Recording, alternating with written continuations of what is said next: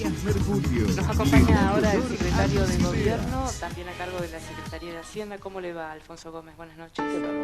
Gracias por acompañarnos. Informe. La UCR, que tras cuestionar la conformación de prioridades del presupuesto, aseguró que la variación en el último decenio no guarda relación razonable con parámetros lógicos, salvo con el agrandamiento del aparato político y burocrático. Alertó que tanto desde el Consejo Municipal como desde las herramientas que otorga la ley, como el acceso a la información pública e incluso penal y administrativa en los casos en que incluso no fuese elegiremos el 25 de octubre, entre otros cargos, 10 diputados como establece la ley orgánica de municipalidades. Testeado el primer pulso en primarias, los partidos vuelven a mostrar a sus referentes como los mejores exponentes. Para poder diferenciar qué ofrecen, es oportuno un repaso que nos permite visualizar que entre sus antecedentes tienen coincidencias y diferencias llamativas, especialmente cuando se trata de establecer qué tan lejos o qué tan cerca se está del actual gobierno nacional. Como ha afirmado Rosendo Fraga en el artículo, ¿votan los senadores contra las provincias? La conclusión es que, salvo en la votación acerca de la resolución 125, el pronunciamiento es contra las provincias. No obstante, remarca como excepciones la postura de los tres representantes por Santa Fe, esto es, Carlos Reutemann y Roxana Latorre por el Frente para la Victoria y Rubén Giustiniani por el Partido Socialista, que votaron coincidentemente a la hora de defender los recursos provinciales. Otro ejemplo fue al tratarse la estatización de las AFJP. Se votó un despacho en disidencia que proponía pasar a las provincias el 15% de los fondos que se estatizaban, de acuerdo al planteo del gobernador Hermes Wiener de provincializar dichos fondos. Paradójicamente, 41 senadores votaron en contra de esta alternativa, mientras que solo 32 votaron por hacerlo. Solo en dos provincias, Santa Fe y Salta, los tres senadores que las representan votaron de acuerdo al despacho en disidencia, que aumentaba los recursos para las provincias. Ejemplo similar surge del tratamiento de la provincialización del impuesto al cheque, en que votaron en coincidencia. Después relata que al tratarse la prórroga del impuesto al cheque volvió a votarse un despacho en disidencia que proponía provincializar el 100% de la recaudación de este tributo, que actualmente se distribuye 85% para el gobierno nacional y 15% para las provincias. En este caso, solo 20 senadores votaron por transferir los recursos a las provincias, mientras que 45 votaron por no hacerlo, nuevamente contra el interés federal. En esta oportunidad, la única provincia cuyos tres senadores ya fueron opositores a nivel nacional como Giustiniani o justicialistas como los casos de Reutemann y Latorre, votaron por la provincialización, defendiendo la vigencia del principio federal. Más en este sentido, los tres senadores santafesinos votaron en contra del blanqueo. Dejando ese análisis, podemos también ingresar al plano de los acuerdos. En ese caso es justo decir que el socialismo y otros sectores fueron fundamentales para que el gobierno nacional lograra leyes como la de matrimonio igualitario, reestatización de Repsol YPF, de aerolíneas o la ley de medios. Ahora que todos tratan de mostrarse como alternativa, basados en estrategias de diferenciación, resultan paradójicas sus actuaciones, pero especialmente sus coincidencias. De esto conversaremos con Miguel Pica. ¿La subasta de lotes para procrear? No, la subasta de lotes ¿Cómo va, Miguel? Buenas noches. Municipales, que son lotes de alto valor inmobiliario que no sirven para hacer planes de vivienda, lotes individuales, no macizo de tierra como son las dos manzanas del Procrear, que están puestos a disposición y que de venderse en eso en subasta pública, para lo cual forma necesitamos parte de la autorización del campaña Consejo, genera los fondos que están previstos para hacerle conocer a la gente efectivamente que los representantes, los senadores, tienen que defender los intereses de la provincia. Y Hermes Wiener va a defender, como demostraba el informe en general del Partido Socialista, los intereses de la provincia. Ahora, esta postura del socialismo obviamente que es una postura coherente a lo largo de su historia, porque debemos recordar que en la década de los 90 el socialismo se opuso a la privatización de Aerolínea Argentina. Quisiera saber en ese momento cuáles fueron las posturas de Reutemann y en su caso también de Perotti. Entonces, respecto al matrimonio igualitario, también el socialismo tiene posturas que son clásicas ya respecto de la igualdad de género y la igualdad en el campo de los derechos de las personas con otro perfil en su sexualidad. De manera que que nosotros traemos en nuestro capital político una coherencia, hemos votado que sea con una línea cristinista o fue la gente. Pero usted no lo escuchó esto en la sesión del Consejo. Enseguida con interpretaciones equívocas que puedan hacer los concejales, habrá que preguntárselas a ella. Uno prevé recaudar 10 millones de pesos en un presupuesto, no llega. No llega por lo que le digo, porque depende de un montón de herramientas complementarias para que eso se pueda volver efectivo. Que lleguen los fondos genuinos de obra menores, que se apruebe la subasta de los terrenos de la municipalidad, etcétera. Al año siguiente, si se tiene las expectativas, por ejemplo, de obra menores 2012-2013 que lleguen en el año 2015, se vuelve a incorporar como recurso y se vuelve a incorporar el gasto que se va a realizar con ese recurso que llega. Entonces no es que se sume un año más el otro. Complementariamente. ¿Esto no estaría más fácilmente al acceso de los propios concejales si de hecho se hubiese cumplido con la información de balances menores, fíjense, como ellos lo llaman? Acá están los balances que les remitió Roberto Colia. ¿Efectuado cuándo? ¿En junio de 2015? Hay dos cuestiones. Está la ejecución presupuestaria anual, que cuando se cierra el año, el Ejecutivo Municipal, del mismo modo que presenta la ejecución real del presupuesto de la gestión municipal, incorpora con lo del Consejo, la Caja Municipal y el propio ejecutado del Instituto Municipal del Hábitat. Es decir, que saben perfectamente cuáles fueron los recursos genuinos por criterio de percibido por el lado de los recursos y del devengado por el lado de los gastos que tuvo el Instituto Municipal del Hábitat en el año 2013 y 2014. Sumado a eso, la información detallada de todos los balances durante el año 2015 que fue remitida, perfectamente pueden ir viendo cuál era el saldo de disponibilidad que tenía en el banco, cuáles fueron los ingresos, cuáles fueron los egresos. ¿Podemos tomarlo con y cuál es el saldo final? Sí, por favor. Aquí tenemos una cámara. Gírelo, por favor. Un mes cualquiera para mostrar. ¿Y esto en qué época le llega? Bueno, esto fue remitido, el conjunto de información fue remitido en el transcurso de este año, más lo que le digo, que a fin de año, todos los años recibe el resumen dentro de lo que son las ejecuciones presupuestarias del Ejecutivo, la información del Instituto Municipal del Hábitat. Además de los balances de tesorería, en donde se ve cuál es el saldo de disponibilidades, cuáles son los ingresos y los egresos mes a mes y el saldo final que queda en la cuenta bancaria, uno puede mirar, porque también se lo ha remitido en su momento, puede mirar los informes de balances de sumas y saldos integrados, mostrando cuál fue el resumen de, por ejemplo, el primer semestre, en este caso del año 2013, en donde ven la totalidad de ingresos reales que tuvo el instituto, donde ven la totalidad de egresos reales que tuvo el instituto, en donde ven desagregada por qué imputación, comisiones bancarias, otros servicios, seguros y comisiones. Está bien, usted me habla de 2013, decir, dice el concejal electo que 2013, le puedo dar el de esto 2000. Recién llegó en junio de este año, el primer informe. Este compilado de información, sí, pero el Consejo antes tenía la ejecución presupuestaria en donde el resumen completo de lo actuado en el año del Instituto Municipal del Hábitat estaba como parte integrante de la ejecución presupuestaria del Ejecutivo. ¿Y por qué no se hacía tal como se preveía cada 6 meses? Pues entendimos que por el tiempo transcurrido y dada la practicidad que tenía presentarnos la ejecución presupuestaria, era conveniente hacerlo de esa manera. Ahora, no tenemos ningún inconveniente en esta misma información, ampliarla con la solicitud que están haciendo la minuta de comunicación.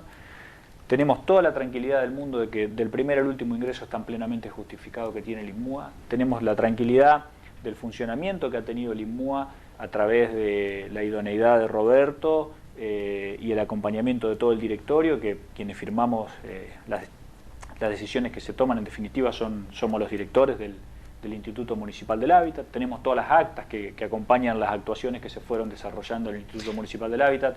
Es decir, ¿cuánto dinero manejó el INMUA en este tiempo, contador? Concretamente digo, más allá de lo presupuestado, de las cifras que aquí se ventilan, ¿cuánto en concreto pudo administrar? En concreto que pudo administrar no deben superar los 3 millones de pesos desde su constitución.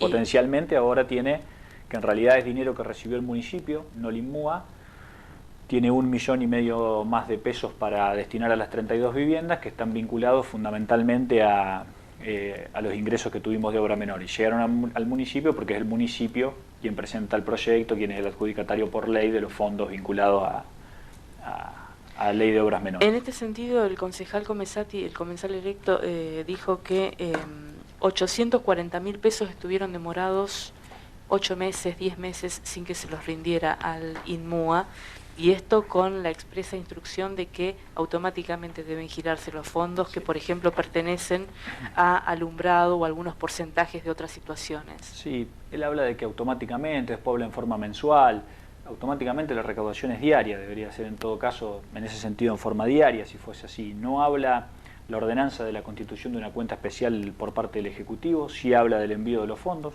puntualmente el artículo 29, en el inciso G, habla de fondos permanentes, 5% de la tasa de alumbrado público, 50% de la recaudación de los derechos de edificación, 60% de la recaudación de periodos o planes especiales de normalización, actualización catastral y regularización de obras, y ahí termina lo que redacta vinculado a eso, es decir, que no habla ni momento de envío de los fondos, no habla de la creación de una cuenta bancaria para depositar esos fondos a tal efecto a medida que se va recaudando, es decir, todos los otros son interpretaciones que corren por cuenta de quien las hace, pero que no surgen del cuerpo de la norma.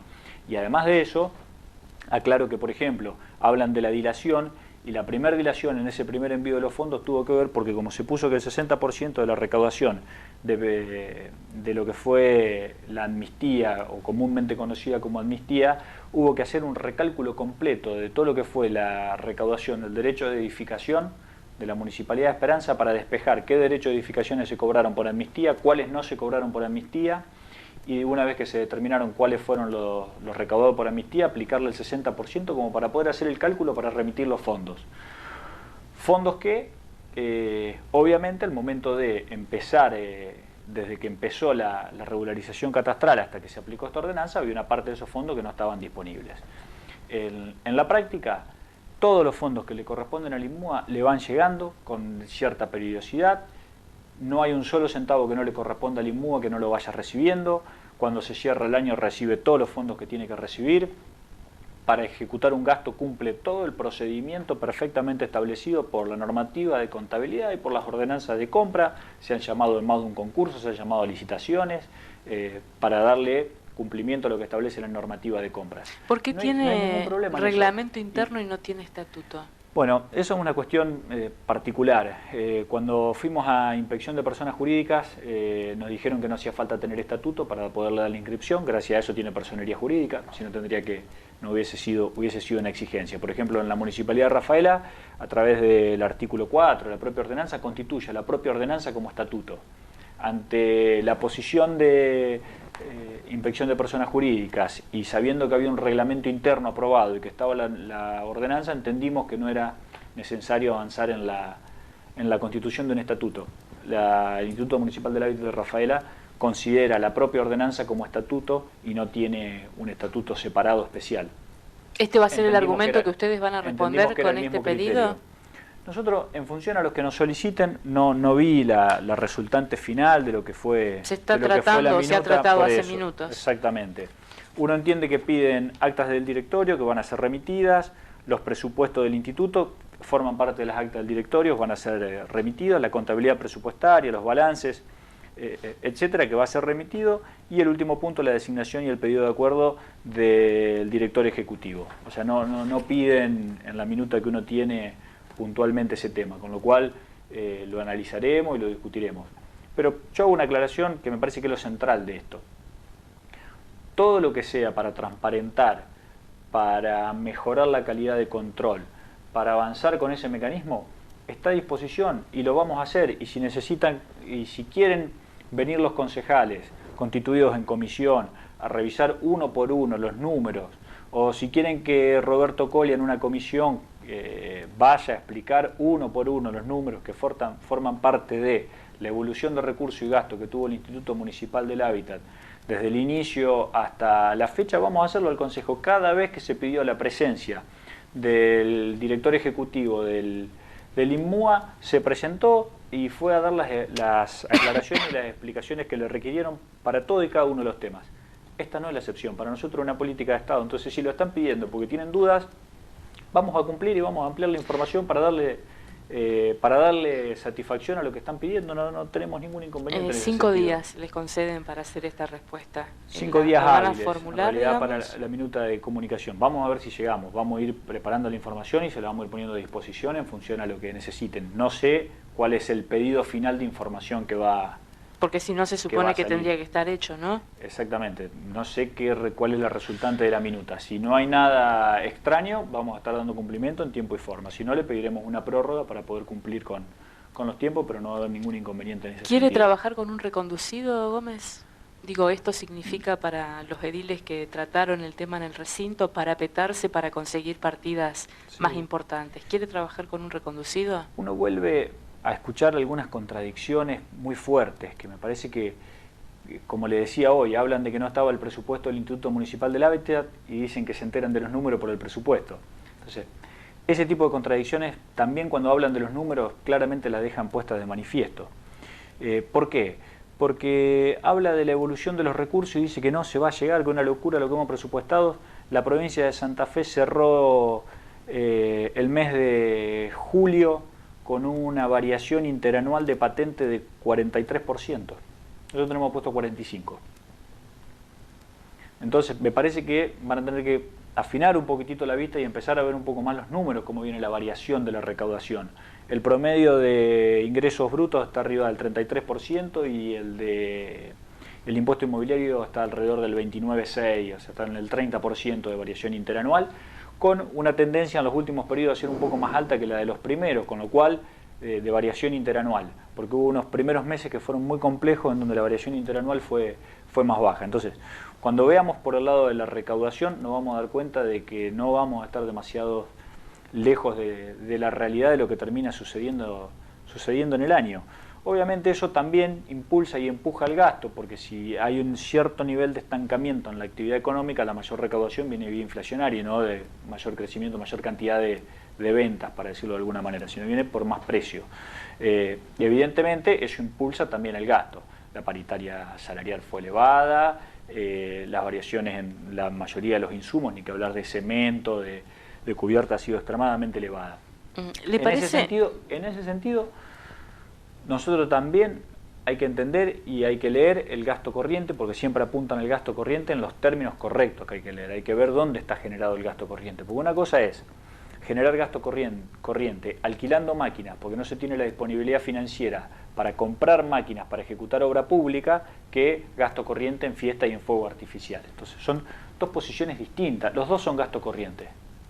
Y los dos son gasto corriente. Nosotros no imputamos, por ejemplo, el alquiler de la maquinaria dentro de la obra de infraestructura generalmente. Entonces lo ponemos separado. Bueno, eso tiene un impacto levantando el gasto corriente. Entonces, eso de trabajar o no trabajar con reconducido, nosotros vamos a presentar el presupuesto. Está en ellos evitar que nosotros trabajemos con un reconducido. ¿Le parece justo, digamos, hacer responsables a los ediles del radicalismo de las demoras para el tratamiento del convenio de Procrear, cuando solamente hace 2 meses que lo tienen en el Consejo y en el Ejecutivo estuvo 8? Primero, en el Ejecutivo estuvo 8 por la espera de una respuesta de la gente de ANSES, no porque el Ejecutivo lo tenía el proyecto dando vuelta entre las oficinas. Cuando se tuvo la decisión de ANSES de avanzar, que nos dieron la factibilidad, para llamarlo de alguna manera, fue remitido al Consejo, que tuvo todo el periodo de receso porque entró antes del inicio de extraordinarias. Estuvo dormido sin ningún tipo de sentido. Si sale aprobado sin ninguna modificación y sin ninguna objeción ni ninguna observación, con una sesión extraordinaria en los mismos términos se podría haber ganado todos los más de 2 meses que estuvo. Y en ese sentido hay que entender que hay gente que tiene tiempos del otro lado que no son ni los tiempos del Ejecutivo ni los tiempos del Consejo. Y están los tiempos de ANSES y están los tiempos de la gente. Entonces, si el Consejo estaba dispuesto a aprobarlo, se lo terminó aprobando, si no planteó ninguna modificación, si está de acuerdo, ¿para qué dilatarlo? ¿Tienen nuevo interlocutor con la Unión Cívica Radical? Hemos tenido algunas reuniones con personas caracterizadas históricamente con la Unión Cívica Radical, que han sido exfuncionarios. Hace un ratito hablábamos acerca de Marcelo Frank. ¿Solo con él han hablado? Sí, desde lo personal he hablado con él, tratando de encontrar un interlocutor válido que que pueda tomar decisiones dentro de la Unión Cívica Radical y que sea orgánico para tener una charla, para tratar de encontrar precisamente los canales de diálogo y de acercamiento que siempre hemos pedido. ¿Y en qué términos se ha producido ese encuentro o esos encuentros? En términos de diálogo, de escucharnos mutuamente, de cuáles son los programas y las políticas que piensa llevar adelante el Ejecutivo, en qué necesitamos el acompañamiento, si estaban dispuestos o no estaban dispuestos a acompañar. ¿Y qué actitud encontró? Términos. Bueno, que lo iban a ir analizando, que íbamos a seguir hablando, que íbamos a ir viendo temas puntuales, tema por tema, en donde ellos iban a después tomar una posición como partido, me imagino, para ver cómo votan en el caso de que dependa y que se necesite cuestiones del Consejo, porque también hemos hablado de algunas cuestiones que van más allá del Consejo, que son necesidades que tiene la ciudad y que dependen no solamente del Consejo, sino que también dependen del gobierno provincial, y en ese sentido el futuro vicegobernador tiene un rol importante y uno espero que tenga ese compromiso con la ciudad como para poder solucionar estas cuestiones estructurales que le están faltando a la ciudad. Tema cloacas, tema ampliación de la defensa oeste, tema desagüe Maurer, tema de mayor inversión en políticas de seguridad, elementos que son centrales a nuestro entender para los próximos años, como viabilizar la construcción de la escuela, bueno, una serie de cuestiones que también van a estar en la agenda política y de gestión de, sin lugar a duda, de los próximos años, que son los verdaderos problemas que hay que ir solucionando. ¿Tiene los votos para la rezonificación? No, hoy es imposible saberlo. Lo que sí, tenemos un compromiso de trabajo fuertemente manifestado por el PRO, los concejales justicialistas obviamente, y el PDP, y en algunas reuniones también ha participado la Unión Cívica Radical. Los otros 3 bloques han ido prácticamente a todas las reuniones, creo que ha faltado a una sola, la concejal Ogioni y la presidenta del cuerpo por cuestiones personales, pero como regla general han estado dando una discusión y tenemos, sobre muchos de los criterios que estamos planteando nosotros, tenemos un consenso y un acuerdo de al menos tener parámetros generales sobre los cuales trabajar. Estamos de acuerdo que hay que generar una nueva zonificación, tenemos unas pequeñas discrepancias en cómo debe zonificarse, mínimas. Estamos todos de acuerdo que el valor de la tasa está desactualizado, estamos todos de acuerdo de que el esquema hoy con el que se paga dentro de una misma tasa es injusto e inequitativo. 2 personas, una que tiene un terreno 6 veces más grande que la otra, paga lo mismo hoy de tasa general, siendo vecinos. Nosotros entendemos que eso no es así. Entendemos que el parámetro en el proyecto que vamos a estar presentando es sobre superficie de terreno. En principio, los que actuaron de esta reunión están de acuerdo, no ven mayores diferencias en ese sentido, con lo cual hay una base bastante importante de acuerdo en ese sentido. Yo le reitero, porque esto es importante, después de casi 9 reuniones, si no me equivoco, en todas el planteo del Ejecutivo fue: este es el proyecto del Ejecutivo. La semana que viene nos vamos a volver a juntar. Esperamos la retroalimentación de ustedes y que nos digan en qué no están de acuerdo, cuál es el proyecto de ustedes como partido. Bueno, hay algunos que no han presentado absolutamente nada y lo único que han hecho es excusarse respecto de que tienen que verlo porque justo pasaron las elecciones. Pero a la hora de la práctica y del compromiso no han presentado absolutamente nada. Bien, muchas gracias por haber venido, muy amable. No, por favor. Gracias también a ustedes, volvemos por supuesto el próximo martes a la hora 21 en vivo, Dios mediante.